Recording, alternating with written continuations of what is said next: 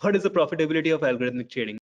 Algorithmic trading is not really something which is a different kind of trading in itself, right? So it's just a way of executing things or way of approaching financial markets trading in a slightly different way, right? When you're using stats or different econometric methods, you're saying that it's quantitative trading. Most of the quant models of quant trading happens to be using algorithms or are mostly automated. So it gets executed through that. But in general, if you say that how much money can I make, what are the returns of algorithmic trading, the problem is that the same question can be asked from the perspective of that how much is the return from fundamental investing, or how much is the return from technical analysis trading, right? So it totally depends on who is creating that, who is building that. We saw questions related to Rentec, which has generated crazy amount of returns, crazy amount of returns over a very long period of many decades, right? Then we have also seen a lot of firms which has gone bust in no time, right? So the range is really wide. Now, what are the ideal returns to chase? That's something that we do have a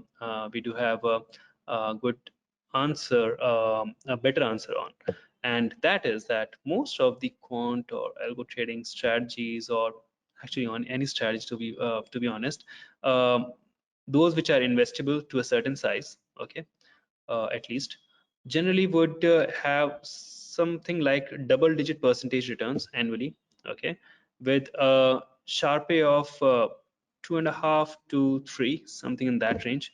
Minimum 1.5 is what most people will expect, unless it's a beta oriented strategy. Otherwise, 1.5 to maybe 2.5 to 3 at least. So that's the range. If it's 3, amazing. 2.5, okay, pretty awesome. 1.5 to 2.5, it depends on other factors as well. So which means that your standard deviation, your risk has to be near about mid-single digit percentage and single digit percentage drawdown. So stability of time series of your returns, that's important. The risk weight returns, that's important. So if you have that, the chances are that you will do pretty good in terms of your investors will be mostly happy, and you should be able to do good for yourself as well. Generally shy away from anything which says that you will get monthly X some percentage returns or 100% annually. I'm not saying that those things does not happen. They can happen, but most likely they will have a decent amount of risk which will be involved in them.